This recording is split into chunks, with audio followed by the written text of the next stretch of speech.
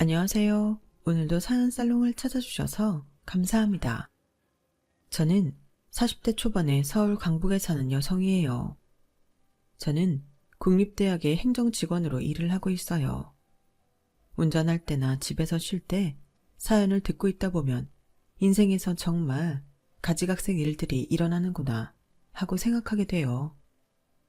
저 또한 이혼에 이르기까지 사연을 보내신 분들처럼 힘든 경험을 해야 했고요. 오늘 제가 진짜 이기적인 시어머니와 남편 이야기를 들려드릴게요.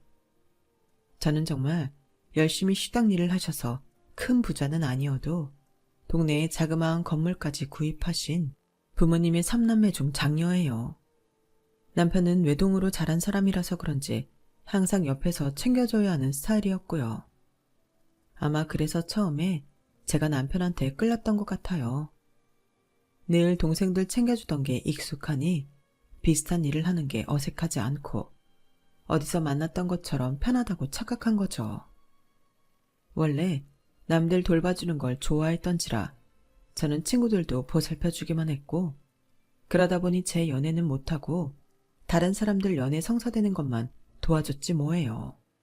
보다 못한 절친이 그렇게 살지 말라며 저를 결혼정보 회사에까지 자기 돈으로 등록시켜줬었지만 거기서도 저는 마음에 드는 남자를 만나지 못했어요. 그러다가 취미 겸으로 바리스타 자격증을 따러 다니게 됐어요. 사람 인생 어떻게 될지 아무도 모르잖아요.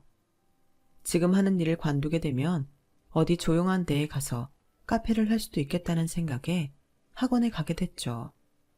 거기서 저는 남편을 만나게 됐어요. 남편은 커피콩을 가는 것도 서툴러서 자꾸 실수를 했고, 저는 그런 남자를 가만히 보고만 있을 수 없어서 계속 도와주고 어쩌다 보니 뒤치다꺼리를 해주었죠. 남편은 그런 제게 반했다며 어렵게 마음을 표현해왔고, 저는 소심한 사람이 얼마나 힘들게 고백을 했을까 싶기도 했죠. 그 사람이 안쓰러운 걸 애정이라고 착각했는지 그의 마음을 받아주게 되었어요. 당시에는 사랑이라고 생각했어요. 연지씨, 제가 정말 말주변이 없어서 어떻게 말해야 될지 잘 모르겠는데, 저는 연애도 제대로 해본 적 없고 여자한테 먼저 고백하거나 매달려 본 적도 없어요. 그런데 연지씨를 보면 없던 용기도 생기는 거 보니 제가 연지씨 놓치기 싫은 게 분명해요. 나랑 사귀어 줄래요? 저도 사실 꼭 누구를 만나야겠다고 생각해보지 않아서 형민씨 말이 부담스럽긴 해요. 그래도 이 말 하기까지 얼마나 힘들었겠어요. 그거 생각하면 거절하는 게 미안해요. 그렇게 말하지 말고 한번 만나봐요. 한 달도 좋고 2달도 좋아요. 그래도 아닌 것 같으면 제가 물러날게요. 그렇게 저와 남편은 연애를 시작했고, 남편은 사람은 좋아 보이는데 뭔가 혼자 둘 수 없는 허술한 데가 있어서 자꾸 챙기게 됐어요. 그럼에도 그런 모습이 귀엽게 느껴져서 어느새 정을 주게 됐고, 저희 만남은 2달이 아닌 1년까지 이어지게 됐죠. 그때 끝냈어야 됐는데 남편의 청혼을 받아들인 게 완전 저희 실수였어요. 저와 남편은 동갑이어서 그때 당시 막 30 후반에 접어들었어요. 그럼에도 저와 남편의 결혼은 저희 집보다 남편 집에서 더 반겼어요. 아니, 정확히 말하면 시아버지가 좋아했다고 해야겠네요. 사견내에서 저희 아빠는 솔직한 심정을 털어놓았어요. 뭐 우리 연지 나이면 왜 결혼 안 하냐는 사람들도 있고 집에서 빨리 보내고 싶어 할 거라고 예상들 하시겠지만 저희는 그렇지 않습니다. 연지가 동생들 뒤치다꺼리만 하느라 저희도 부모로서 미안한 마음이 있어서 그냥 혼자 즐겁게 살아갔으면 했거든요. 아빠 말에 시아버지는 알겠다며 이렇게 말씀하셨어요. 저희 시집살이 시키는 그런 고리타분한 짓 안 할 겁니다. 우리 집에 딸이 없어서 며느리를 딸처럼 생각하고 살 거예요. 아우, 당신도 참 그게 말처럼 쉬워요? 그리고 그런 말 잘못하면 사탕 발린 말로 들린다고요. 그렇죠? 시어머니는 객관적인 것처럼 말을 하고는 연시 눈동자를 굴리며 저와 친정 식구들을 훑고 있었고, 표정도 그리 밝지만은 않았어요. 보아하니 시어머니랑 시아버지가 생각이 다른 것 같았는데요. 결혼하고 보니 정말 딱 그렇더라고요. 시아버지는 항상 시어머니가 저한테 뭐라고 하려고 그러면 말을 딱 가로막으면서 제 편이 되어주셨어요. 아, 당신 그러지 마. 새애기가 집에서 노는 사람도 아니고 주말마다 집에 찾아와 주는 것만도 고마운 거야. 요즘은 한 달에 한번 놀까 말까 한 며느리들도 많다고. 그래도 지가 새댁이라고 6개월은 주말마다 찾아온다잖아. 주중에 학교에서 일하느라 피곤한 며느리 집에 데려와 일 시키고 그러는 거 아니야. 당신이 정 힘들면 도우미 하러 불러. 당신이 내 연금도 반은 쓰고 큰애 집에서도 용돈 받잖아. 형민이야 집 허리가 작으니 많이 못 주지만 그래도 새애기가 집안 경제 많은 부분을 책임지는데 그 용돈 좀 못 받는다고 자꾸 집에 불러들이려고 해. 사실 어머니는 남편 월급이 적은 걸 생각 안 하고 저희가 용돈을 조금만 준다고 불만이었어요. 그래서 자꾸 저더러 집에 와서 일하라고 했던 거고요. 그걸 다 막아주시는 게 시아버지였죠. 시아버지는 저뿐 아니라 먼저 결혼한 형님도 시어머니한테 너무 불려다니지 않게 해주려고 하셨어요.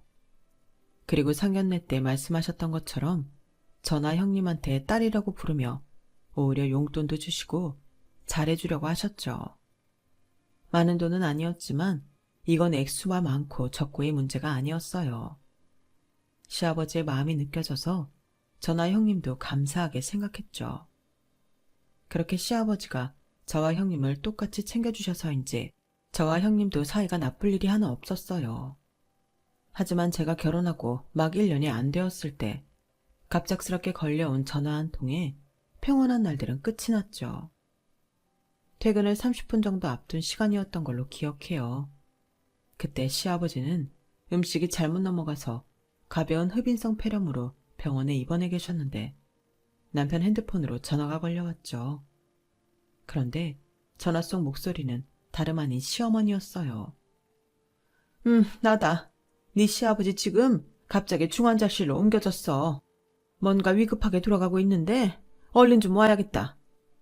아니 어쩌다가요? 아버님 가벼운 폐렴으로 입원하셨잖아요. 지금 형민이가 의사랑 간호사한테 설명 듣고 있어서 나는 일단 너랑 큰애한테 전화하는 거야. 네 어머니 저 지금 바로 갈게요. 이게 대체 무슨 일이래요? 그렇게 병원에 가서 저와 형님 내외는 시아버지 증상이 갑자기 악화되면서 혼수 상태에 빠져 중환자실로 옮겼다는 이야기를 듣게 되었어요. 하지만 코로나 상황이 완전히 끝나지 않았을 때라 저희는 시아버지 면회를 한 번도 할 수 없었고 시아버지는 이틀 후에 돌아가시게 됐죠. 집안의 기둥이었던 시아버지를 잃고 시댁 분위기는 무거웠어요. 저와 남편 역시 며칠간 말을 잃었고 아무것도 할 수 없었고요. 남편은 그때 친구가 하는 카페에서 일을 하고 있었는데 2주 넘게 출근을 하지 못하고 있다가 더는 폐를 끼칠 수 없다며 친구한테 다른 사람을 구하라는 문자를 보내더라고요. 그리고 한 달 이상을 쉰 후에 남편은 일자리를 찾으려다 안 되자 자기가 모은 돈에 대출을 좀 받아서 직접 카페를 열게 되었어요. 남편이 연 카페이기는 했지만 웬만한 일은 전부 제 손을 거쳤죠. 남편은 워낙 손이 많이 가는 사람이라 카페 내부 수리를 하는 사람들도 제가 직접 만나서 이야기를 듣고 어떻게 할 건지 결정해야 했어요. 남편이 꼭 중간에 말을 잘못 전해주거나 그저 좋아 보이면 오케이를 했다가 예산이 안 맞아 다시 일을 해야 됐거든요. 제 일도 있는데 남편 카페 일까지 일일이 들여다봐야 하니 여간 바쁜 게 아니었어요. 그런데 정말 황당한 건 바로 시어머니였어요. 제가 어떤 사정인지 뻔히 알면서도 저를 불러대는 거였어요. 예, 네 시아버지 전기세랑 수도세 내던 거 내가 해야 된다는데 뭘 어떻게 해야 되는지 하나도 모르겠구나. 네가 좀 바꿔줄래? 어머니, 그거 저번에 형님이 해드린 거 아니었어요? 아니야, 그건 뭐니? TV 보는 거. 통신사? 그거 해주고 간 거였어. 지난번에는 큰애가 있으니 이번에는 네가 좀 해다오. 시어머니는 아주 당연하다는 듯이 저한테 이거 해라 저거 해라 하시는데 정말 살림을 했던 사람이 맞나 싶을 정도로 모든 게 다 서툴고 제대로 할 줄 아는 게 없더라고요. 가만 보니 남편이 딱 시어머니를 닮은 거였어요. 그때부터 저와 형님은 돌아가며 시어머니한테 호출당했고 얼마 안 가 두 사람 다 아주 녹초가 되고 말았어요. 형님네는 다시 아주버님이 지방 발령이 나서 지방으로 이사를 앞두고 있었거든요. 진짜 형님이 가면 저 혼자 시어머니 수발을 다 해야 될 것 같아 눈앞이 캄캄하더라고요. 형님도 제가 걱정스러웠는지 저희가 다 모였을 때 시어머니한테 이렇게 말했어요. 어머니, 이제 저희 지방 가면 동서 혼자 남잖아요. 동서도 회사 일 때문에 바쁜데 이참에 정기적으로 도우미 부르세요. 제가 그건 동서하고 상의해서 돈 드릴게요. 동서도 좋지? 네, 형님. 저도 이제 곧 입시철 다가와서 학교 행정 되게 바쁘거든요. 어머니 그렇게 하세요. 저희가 전만큼 챙겨드리기 힘드니 도우미 부르셔서 도움받는 것도 좋은 생각 같아요. 시어머니는 제 말에 눈을 세모로 뜨며 이랬어요. 아주 이참에 시댁 발길 끊어보겠다 이거냐? 하여간에 어떻게 하면 시댁에 안 오나 그 궁리만 하는 것 같다? 아우 어머니, 동서가 어디 그럴 사람이에요. 저도 이제 못 오고 동서도 바빠지니까 그렇죠. 그네 너는 그래서 지방 내려가면 아예 나 안 보고 살 거냐? 그래? 형준이 너 말해봐. 그러기로 한 거야?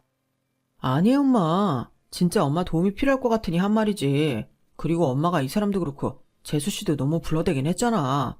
집사람도 재수씨도 아버지 대신 해줄 수는 없어. 이런 거 가지고 섭섭해하면 안 되는 거야. 아주버님은 아주 딱 부러지게 말을 했는데 남편은 그러지를 못하고 눈치만 보며 눈동자를 굴리고 있더라고요.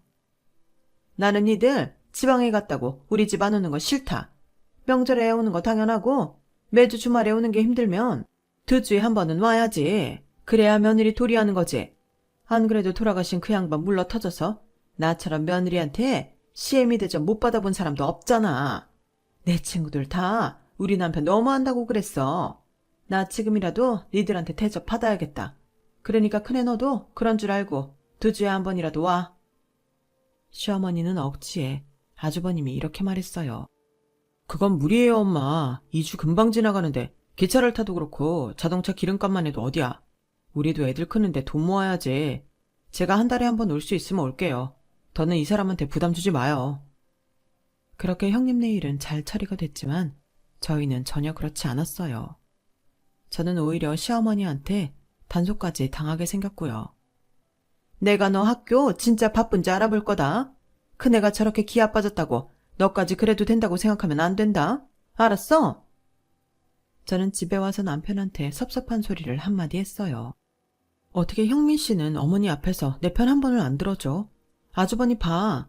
자기가 책임지고 형님 싫은 소리 안 듣게 해주시잖아. 할 말 있으면 연주 네가 하지 그랬어. 나는 네가 알아서 할 줄 알았지. 여태껏 다 네가 알아서 했지. 내가 언제 끼어든 적 있어? 아니 너도 생각 있고 입 있는데 왜 나한테 기대려고 해. 정말이지 남편이나 시어머니나 너무 똑같아서 할 말을 잃게 만들더라고요. 남편은 뭐든 제가 알아서 하길 바랬고 거기에 더해 자기 일까지 다 해주기를 바란다는 게 너무 훤히 들여다 보였거든요. 시어머니는 도우미를 안 쓰겠다 선언했고 얼마 안 가서 형님네는 지방으로 이사를 갔어요. 시어머니는 전보다 더 자주 저를 찾게 됐고요. 예, 나한테 이거 무슨 사이트 쿠폰이라고 왔는데 오늘까지 쓰라고 하네. 이것 좀 와서 해봐라. 어머니, 웬만한 건 무시하세요. 어떤 건 얼마 할인도 안 해요. 아니야, 이거 우리 자주 시키는 데서 온 건데 오늘까지래. 그러니까 네가 와서 해봐.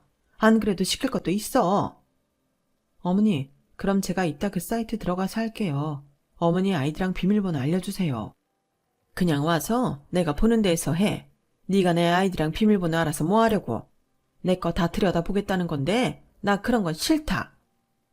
매번 이런 식으로 말을 주고받다가 결국 시댁에 가야 했고 한 번 가면 부엌부터 거실의 방까지 엉망이 아닌 곳이 없어서 전부 다 청소를 해야 했어요. 그리고 집에 오면 녹초가 돼서 아무것도 하기가 싫었고요. 그럼에도 시어머니는 저한테 꼭 뭐라고 하더군요. 너 안 그래 보이는데 엄청 너 챙기는 스타일이다. 할 말 다 하고 말이야. 혼자 된 시애미가 부르면 한 번도 그냥 네 하고 오는 적이 없어. 그리고 일 잘하는 줄 알았는데 그것도 아니야. 청소한 데 보면 먼지 그대로 있는 데도 많고 그러면서 일하다 말고 뭐 막 먹더라 너? 너는 그렇게 챙겨 먹고 집에 가서 형민이 밥은 챙기니? 힘들다고 그냥 퍼져 잘 때가 더 많지? 안 봐도 그림 그려진다. 그런 말도 안 되는 소리에 일일이 따지면 저만 피곤해서 그냥 인사를 하고 집으로 오려고 했어요. 예, 우리 내일 전 부칠 거다. 그러니까 전거리 사서 와라. 전을요? 갑자기 왜요? 무슨 일 있어요? 전을 무슨 일 있어야만 먹니? 나 원래 날 추워지면 이맘때 전 부쳐 먹고 그랬어. 내가 한 건 아니고 돌아가신 네 시아버지가 다 하긴 했지만 아무튼 많이 해놓고 이웃한테도 주고 큰애한테도 보낼 거니까 내가 말하는 재료들 부족하지 않게 넉넉히 사와야 된다. 저는 제사도 명절도 아닌데 무슨 연례 행사처럼 전을 부치고 남들한테까지 나눠준다는 말이 이해가 되지 않았어요. 어머니, 아버님 살아계셨을 때는 아버님이 해주셨는지 몰라도 저는 내일 진짜 바쁜 날이라 오기 힘들어요. 요즘 전도 냉동식품 잘 나오거든요. 제가 종류별로 사드릴게요. 나는 우리가 해먹을 수 있는 거 산다는 게 도통 이해가 안 돼. 그리고 사는 거는 못 믿지. 아무튼 내가 너한테 재료 문자로 보낼 테니까 모자라지 않게 사와야 돼. 시아버지 살아계셨을 때는 몰랐던 시어머니의 이런 모습들은 저를 질리게 만들기 충분했어요. 어쩔 때는 이런 시어머니와 한평생을 사신 시아버지가 엄청 대단하게 느껴지기도 했고요. 이런 어리광에 말도 안 되는 투정을 다 받아주신 거잖아요. 어쩌면 시어머니 성격을 너무 잘 알아서 저와 형님의 방패막이가 되어주신 건지도 모르죠. 이런 상황에서도 남편은 자기 힘들었다는 말들을 늘여놓으며 저한테 위로받으려고만 했어요. 그렇지 않으면 제가 힘들어 쓰러져 잠들거나 말거나 TV를 보며 킥킥대는 게 일상이었죠. 저는 보다 참지 못해서 이렇게 말했어요. 형민씨, 내가 어머님 댁 다녀오는 날은 형민씨가 집안일 좀 해놔. 그리고 앞으로는 어머니가 하라고 하는 일도 나눠서 했으면 좋겠는데? 그런데 거기에 다는 남편의 대답이 진짜 대박이더군요. 아니, 우리 엄마가 몇 번이나 불렀다고 벌써 그런 말을 해. 그게 힘들면 다른 일은 어떻게 하고 살아. 나는 하루 종일 카페에서 다른 사람들 먹고 마시고 난 거 채우고 뒤치다꺼리 하는 기분이라 짜증나는데 집에 와서도 하라고? 싫어. 정말 제 사정 하나 봐주지 않고 자기 입장만 내세우는데 열받더군요. 아, 그래? 그럼 앞으로 카페 일 혼자 해결 못하는 거 있어도 나한테 말하지 마. 나도 언제까지 당신 뒤치다꺼리 할 수는 없잖아. 당신도 손님들 뒤치다꺼리 하는 거 짜증난다며. 나라고 안 그렇겠어? 그리고 카페는 당신이 하겠다고 한 거고 우리 밥 먹고 살 일인데 그런 마인드 가지고 하면 장사가 과연 될까? 저는 그렇게 말한 후 정말 남편이 카페 일로 무슨 부탁을 해도 들어주지 않았고 알아서 하라고 했어요. 남편은 이틀이 멀다 하고 카페에서 생기는 일에 대해 저의 도움을 요청했었거든요. 수도요금 잘못 나온 것까지 저한테 어떻게 해야 되냐고 묻는 게 남편이었으니까요. 그렇게 한동안 냉랭하게 굴었더니 남편은 그제야 눈치를 보더군요. 저기 그러면 내가 엄마 집에 가서 할 수 있는 일을 해볼게. 그러니까 엄마한테 연락 오면 나한테 말해. 알았지? 당연한 걸 되게 봐주는 것처럼 말하는 게 마음에 들지는 않았지만 알겠다고는 했어요. 그리고 정말 시어머니한테 오는 연락을 남편한테 전달했고 남편이 저 대신 시어머니한테 갔죠. 그렇게 한 달 정도 지났는데 어느 날 남편이 대뜸 이러더라고요. 연지야, 우리 엄마네 들어가자. 그게 좋겠어. 이렇게 왔다 갔다 하는 거 얼마나 불편해. 너도 그게 싫은 거잖아. 뭐라고? 어머님 댁으로 우리가 들어가자고? 그럼 이 집은 어쩌고? 아직 전세 기간 한참 남았는데 갑자기 집 뺀다고 하면 그게 마음대로 될 것 같아? 뭐 그냥 비워두면 되지. 생각해보니까 엄마하고 살면 다 해결되는 일이라서 그래. 엄마 혼자 그 큰 집에서 얼마나 외롭겠어? 형민씨, 그 집이 우리 집보다는 크겠지만 우리랑 어머니 같이 살기에 큰 집도 아니야. 방도 2개밖에 없잖아. 우리 하나 쓰고 엄마 하나 쓰면 되잖아. 나는 연지 너가 나한테 하는 거 보고 우리 엄마 아빠한테도 잘할 거라고 믿어서 결혼하자고 한 거였어. 물론 잘하고 싶어. 잘할 거고. 근데 이건 그런 문제가 아니잖아. 갑자기 어머니 집에 들어가서 살자고 하는 게 말이 돼? 저와 남편은 밤새 이야기를 했지만 의견이 좁혀지지 않았어요. 저는 갑자기 그 시어머니와 살 생각을 하니 숨이 턱 막히는 것 같고 너무 답답하더라고요. 당신은 아들이니까 모르겠지만 며느리 입장에서는 어머님 진짜 힘든 분이셔. 그런 분하고 갑자기 살자고 하면 내 마음이 어떻겠어? 야, 너 너무한다. 결혼하고 1년이면 이제 가족으로 느낄 때도 됐잖아. 어떻게 그렇게 선을 긋냐? 너 이렇게 냉정한 사람인 줄 몰랐어. 오히려 저를 몰아세우는 남편에 저는 배신감도 느꼈고 그동안 두 사람한테 내가 한 건 뭔가 싶어 억울하기까지 하더라고요. 저는 무엇보다 그 시어머니랑 같이 살면서 계속 집안일만 하면서 제 인생을 허비하고 싶지 않았어요. 저와 남편은 말다툼을 하고 며칠 동안 냉전 중이었고 남편은 제가 말을 안 하자 제 눈치만 보더라고요. 카페에 분명 자기가 해결 못할 일이 있는데 그것도 말 못하고요. 저는 그러거나 말거나 내버려 뒀어요. 제가 해줘도 고마움도 모르고 오히려 저더러 냉정하다고 하는데 제가 무엇 때문에 일을 해줘야 하나 싶더라고요. 그런데 정말 황당한 일이 벌어졌어요. 그날은 주말이었고 남편은 카페에서 일하고 저 혼자 집에 있을 때인데 시어머니가 갑자기 찾아와서 저희 동네로 이사를 오겠다며 저더러 부동산에 가서 같이 알아보자는 거였어요. 어머니, 저희 동네면 저희와 같은 아파트 말씀하시는 거예요? 그래, 니네 아파트랑 되도록 가까운 데 얻을 생각이야. 어머니, 저희 동네 아파트가 꽤 값이 나가는데 괜찮으시겠어요?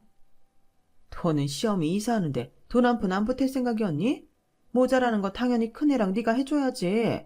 내가 지금 사는 집을 고집하며 있을 필요가 없다는 걸 깨달았어. 그리고 그 집 팔면 꽤 돈 받겠더라. 그러니까 니네가 부담될 일은 없을 거야. 기껏해야 1, 2천 보태면 되지 않을까 싶네. 그러니 앞장서라. 부동산에서 좀 알아보자. 저는 시어머니 고집에 어쩔 수 없이 부동산을 가며 형님한테 이 일에 대해 문자를 보냈어요. 형님은 조금만 기다려보라며 아주버님과 이야기를 해보겠다고 문자를 했죠. 저는 부동산에서 열심히 아파트를 보는 시어머니한테 적당히 장단을 맞춰주며 그 시간이 빨리 지나기를 바랐어요. 시어머니는 그날 저희 집에서 저녁을 먹고 하루 자고 간다며 아예 거실에 자리를 잡고 매트까지 깔고 TV를 보고 있었어요. 밤늦게 집에 온 남편은 자기 엄마가 있는 걸 보더니 좋아서 죽으려고 하는데 그 모습이 딱 초등학생 같더군요. 저는 이 남자가 평생 철이 안 들 거라는 생각이 들었어요. 그때 남편 핸드폰으로 아주버님이 전화를 했더라고요. 보니까 아주버님이 남편한테 뭐라고 하는 것 같았고 남편은 고개를 숙인 채 알겠다고 잘못했다는 대답을 하더군요. 남편이 전화를 끊은 후 시어머니한테도 전화가 왔어요. 큰아들, 잘 지내고 있지? 밤늦게 웬일이야? 아니 그럼 내가 이사하는데 돈 안 줄 거야? 나는 거기 혼자 지내는 게 쓸쓸해서 그렇지. 알았다. 관두면 되잖니?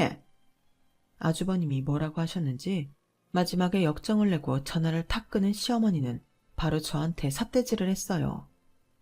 네가 말 이상하게 해서 내가 아들한테 이런 수모나 당하고 말이야. 너 말을 하려면 똑바로 해야지. 뭐라고 했길래 큰애가 나한테 무슨 이사냐며 너 괴롭히지 말라고 그래? 저는 그냥 문자로 형님한테 어머니가 이사하시겠다고 저희 동네에 집 보러 오셨다. 모자라는 건 저랑 형님네가 부담해야 된다고 하셨다. 그렇게만 보냈어요.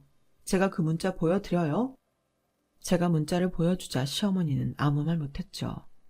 하지만 그게 더 분하고 열이 받았는지 괜히 저를 탓하더라고요. 하여간 일이 다 끝나고 말해도 될걸. 뭘 그리 빨리 말하느라 이 사단을 만들어. 나 불편해서 못 있겠어. 집에 가야겠으니까 네가 나 집에까지 데려다 줘. 라더니 먼저 나가버리더라고요. 남편도 눈초리가 왜 그걸 형네한테 벌써 말했냐고 책망하는 것 같았어요. 형민 씨가 어머니 모셔다 드리고 와. 나 하루 종일 카페에서 일하느라 힘들었으니까 네가 갔다 와. 나는 하루 종일 밖에서 일 안 해? 형민 씨만 힘들어. 나는 내일 새벽부터 나가야 돼. 형민 씨는 오후에 나가잖아. 그리고 형민 씨 돈 못 벌어서 내가 요즘 생활비 다 되는 거 알지? 형민 씨 그렇게 같이 있고 싶어하는 모시고 싶어하는 어머니 발에다 드리라는 건데 왜 나한테 밀어. 갔다 와. 평소 같으면 남편이 툴툴댈 때마다 제가 다 맞춰줬으니 이번에도 그럴 거라 생각했나 봐요. 제가 세게 나오니까 남편은 당황한 표정으로 저를 보더니 어쩔 수 없이 차 키를 챙겨서 나가더군요. 결국 시어머니는 아주버님의 만류로 이사를 포기했고 저는 남편과 냉정 상태로 한 달 정도 말을 안 하고 지냈어요. 그러다 친정아빠가 병원에서 수술을 받게 됐다는 소식을 듣게 됐어요. 성대 쪽에 종양이 발견됐는데 크기도 아주 작고 나쁘지 않아 병원에서 수술만 잘 되면 괜찮을 거라고 했다더라고요. 3남매 중 저희 집이 병원에서 제일 가까웠기 때문에 하루 먼저 올라오시는 아빠 보고 저희 집에 와 계시라고 했어요. 그리고 그날 밤 집에 온 남편한테 아빠가 내일 우리 집에 와서 자고 병원에 갈 거라고 하자 남편은 표정이 험악해지더군요. 아니, 갑자기 우리 집에서 왜? 처남이나 처자네 집으로 가도 되잖아. 나한테 상의 없이 마음대로 결정하면 어떡해? 여기가 너 혼자 사는 집이야? 싫어. 안 그래도 카페에 일하고 오면 피곤해 죽겠는데 장인어른이랑 같은 공간에 있으라고? 그게 말이 돼? 제대로 쉬지도 못하고 다음날 나가야 되잖아. 고작 하루인데 그것도 못해? 우리 아빠가 형민 씨한테 그 정도밖에 안 돼? 막말로 어머니는 아무 때나 우리 집 오셔서 밤늦게까지 뭉개고 가도 형민 씨 아무 말 안 하잖아. 느닷없이 주무시고 간다고 해도 나한테 얼른 자리 펴라고 하고 아주 우리 침대까지 내주려고 하면서 우리 아빠한테는 왜 그래? 이건 경우가 다르지. 우리 엄마랑 장인어른이랑 같냐? 엄마야 그럴 수 있지만 장인어른은 한치 건너고 너도 그래. 결혼했으면 우리 엄마가 더 가깝지 장인어른이 가까워? 지금 이게 가깝고 말고 문제야? 아프고 힘드신 분 하루 머물다 가시겠다는데 그걸 왜 안 된다고 해? 그리고 뭐? 한치 건너? 나랑 어머니가 더 가까워? 와, 이런 식으로 생각하고 있는 줄은 정말 몰랐네. 지는 엄마 집에 들어가는 것도 싫다. 엄마 이 동네로 이사 오는 것도 싫다. 그래서 형한테 꼰지르기까지 했으면서. 저는 철없는 발상을 하는 남편이 너무 어이없었어요. 무조건 안 된다고 하는 남편 때문에 속이 상해서 아빠한테 제일 비싼 호텔을 잡아드리고 하루 동안 그 호텔에서 아빠랑 같이 지내다 왔네요. 아빠가 수술하시고 무사히 퇴원해서 집에 돌아가시고 난 뒤에도 저는 남편과 골만 더 깊어졌지 사이가 좋아지지 않았어요. 그러던 어느 날 형님한테서 전화가 왔어요. 동서, 친정 아버지 수술하시고 많이 힘들겠다. 근데 어머니까지 그 근처로 곧 이사가니 쉬지도 못하겠네. 어머니 이사 전에 어디 여행이라도 다녀와. 네? 이사라뇨? 어머니가 이사하세요? 금시초문이라 제가 모르니 형님은 한동안 말이 없더라고요. 서방님이 얘기 안 했어? 나는 동서 당연히 알고 있는 줄 알았어. 서방님이 자기가 모자라는 거 보탠다고 카페 담보로 대출받았대. 그래서 어머니 이사하신다고 자랑하느라 전화하셨다던데? 저는 벙쪄서 아무 말도 하지 못했어요. 솔직히 남편은 가게 운영을 그다지 잘하는 편이 아니었고 그동안에도 적자인 달이 더 많았거든요. 그런데 자기가 그걸 사업자라고 이용해서 대출을 받았다니 그것도 저 몰래 시어머니 아파트 사는 거 보태느라 말이죠. 저는 정말 큰 배신감을 느꼈고 더는 가만히 있을 수 없었어요. 남편이 집에 온 후에 저는 심각하게 말했어요. 어머니 이 동네로 이사하신다며 왜 나한테 말 안 했어? 이런 식으로 사람 바보 만들 거야? 아, 그건 또 어디서 들었대? 형수야? 진짜 형수도 못 말린다. 못 말리는 건 형민 씨야. 네가 못 말린다고. 아니 그 대출금은 어떻게 갚으려고 그래? 대출 뭐 3천밖에 안 받았는데 뭘 그리 호들갑이야. 3천밖에? 3천은 어디 땅 파면 나와? 그렇게 적은 돈이면 왜 네 수중에는 그 3천도 없는데? 근데 이건 네가 반대해서 생긴 일이기도 하지. 나만 반대한 거 아니야. 아주버님도 형님도 반대했지. 그래. 그래서 나라도 엄마 여기 오고 싶다는 그 말 들어주고 싶었어. 그게 그렇게 큰 잘못이야? 형민 씨는 진짜 형민 씨 편한 대로만 생각한다. 여태까지 내 생각해줘 본 적은 있어?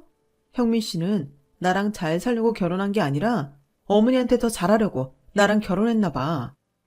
나도 네가 이런 여자인 줄 몰랐다. 진작 알았으면 너랑 결혼 따위는 생각도 안 했을 거야. 뭐? 넌 대체 결혼을 뭘로 생각한 거야? 여자가 니네 집에 효도하는 도구쯤으로 아는 거야? 네가 이 집에 시집 왔으니 당연히 우리 집 생각해야지. 어디서 되도 않게 지네 아버지나 모셔오려고 하고? 지금 말 다 했어? 되도 않게? 왜 넌 니네 엄마한테 잘하라면서 우리 아빠는 그런 식으로 말해? 그렇게 저희는 대판 싸웠고 다음날 저는 새벽같이 집을 나와서 회사로 갔어요. 남편과 한시라도 빨리 떨어지고 싶었죠. 그런데 그날 낮에 학교로 시어머니가 찾아왔더라고요.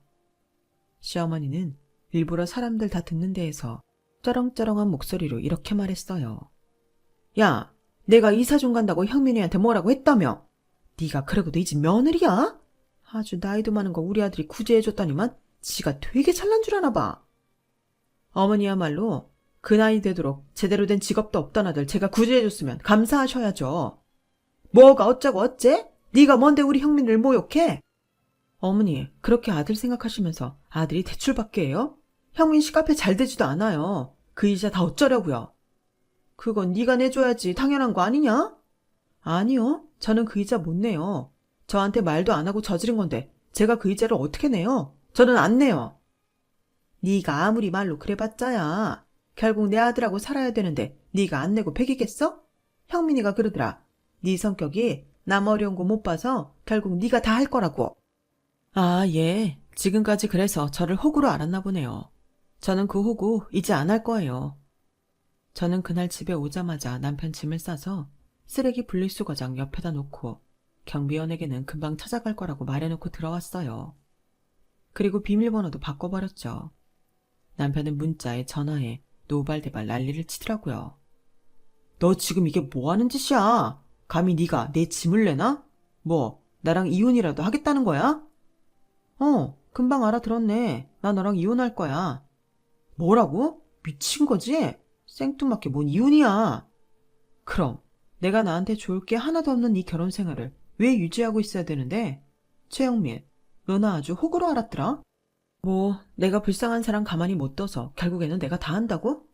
나를 얼마나 우습게 봤으면 그런 말을 해? 너 두고 봐. 내가 정신적 피해 보상까지 다 받아낼 테니까. 너 이혼 소송이 얼마나 길고 힘든 줄 알아? 너 그거 끝까지 못하고 포기할 거야. 내가 불쌍해서라도. 아니, 나 이제 너 개미 눈물만큼도 안 불쌍해. 그러니까 네가 대출 이자를 어떻게 갚든 상관 안 하고 살 거야. 네가 아주버님 찾아가서 싹싹 빌던지 알아서 해. 그렇게 저는 남편과 이혼 소송을 하게 됐어요. 제가 경제적 부담을 다 지고 있었던 것과 집을 마련할 때도 거의 제 돈으로 한 것, 그리고 저 몰래 대출을 받아서 시어머니 집 사는데 보태고 저한테 이자를 갚게 하려고 했던 걸 일일이 전부 사유로 적어 넣었죠. 남편이 집에서 쫓겨나고 저랑 이혼 소송을 시작했는데도 시어머니는 뻔뻔하게 제 직장으로 전화를 해서 용돈을 보내라더군요. 제가 왜요? 어머니 아들한테 달라고 하세요. 너 아직 이혼 소송 중인 거지? 이혼한 거 아니잖아. 그럼 여전히 며느리니까 며느리 역할을 해야지. 됐습니다. 자꾸 이러시면 이렇게 전화해서 용돈 내놓으라고 한 것까지 사유에 집어넣고 나중에 돈 다 청구할 테니 그렇게 아세요. 그렇게 전화를 끊었는데 나중에 남편도 저한테 시어머니 용돈 보내라는 문자를 보냈더라고요. 정말 황당해서 말이 안 나오는 모자였어요.